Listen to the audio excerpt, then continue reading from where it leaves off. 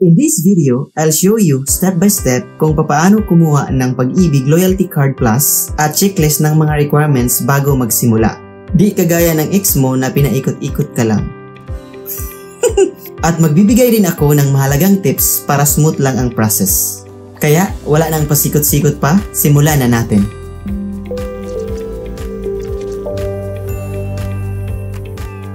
First thing first, check muna natin ang mga requirements sa pagkuha ng Pag-ibig Loyalty Card Plus dahil hindi mo siya mapapaibig kapag may kulang. Una, syempre, dapat Pag-ibig member ka na. That means meron ka ng Pag-ibig member identification number. I-verify nila yan. Pangalawa, dapat meron kang at least 1 month of contributions within the last 6 months. So, sa madaling salita, dapat active ka, which means na mas gusto niya ang may trabaho. Pangatlo, dapat meron kang government valid ID at mag-provide ng photocopy nito. Ito po yung full list ng valid government issued ID according to Pag-ibig. Take note lang po, National Health Insurance ID and TIN cards are no longer considered valid ID. So, hindi na po nila ito tinatanggap dahil nga nag-move on na siya. For your reference, inilagay ko ang Pag-ibig full list of valid ID sa comment section. Pang-apat, completed Loyalty Card Plus application form. Inilagay ko ang official Pag-ibig link nito sa description box kung gusto niyo i-download.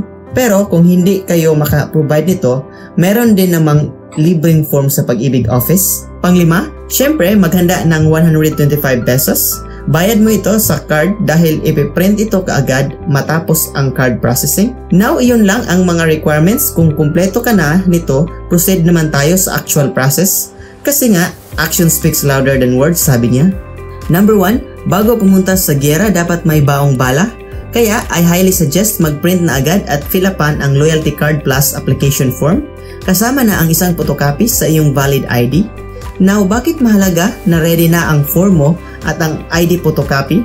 Dahil kung doon ka mismo sa Pag-ibig mag-fill up, saka hahanap ka pa ng magpapapotokopyahan ng ID mo, matatagalan ka talaga dahil maraming tao nakapila sa kanya. Pero kung madami kang oras, choice mo yan.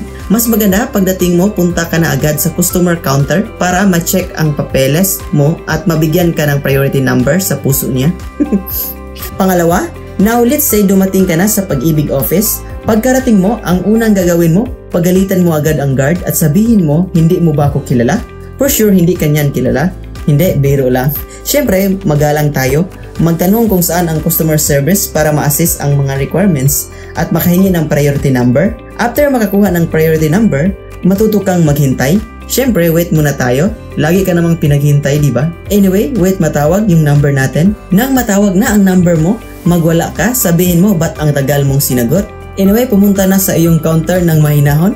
Since loyal ka, ipasa na ang iyong Loyalty Card Plus application form at photocopy ng valid ID dahil ibabalidate nila ang nararamdaman mo, ang mid number mo. After matapos, proceed ka na sa Loyalty Card booth para matest talaga kung gaano ka ka-loyal. Number 4, pang-apat, now picture taking muna tayo, then magsasign ng electronic signature, tapos i-finger mo na, electronic fingerprints naman. Index finger ng both left and right hand lang ang kukunin. After nito, hihingan kanila ng valid ID kung valid ba talaga ang feelings mo. Siyempre, chika-chika muna dahil kilala ako ng staff at kaibigan ng kaibigan ko pala yung bibihag sa puso niya. Then, hiningi yung 125 pesos ng staff pambayad para sa ID. Sa huli, binigay rin niya yung loyalty niya. Yung physical loyalty card plus sa akin at may konting briefing sa card kung saan ito magagamit, kung sino lang ang nagmamayari sa kanya. Then, partnered banks, PIN, etc. Kaya iyon lang, na-realize ko wala pala akong kain kaya madaming hugot. Hindi sa akin yan. Natapos rin ang step-by-step process natin sa pagkuha ng Loyalty Card Plus. Kung hindi nakatulong ang video na ito, huwag na kayong mag-subscribe. Anyway, maraming salamat sa inyong time at sa uulitin. May your dreams come true.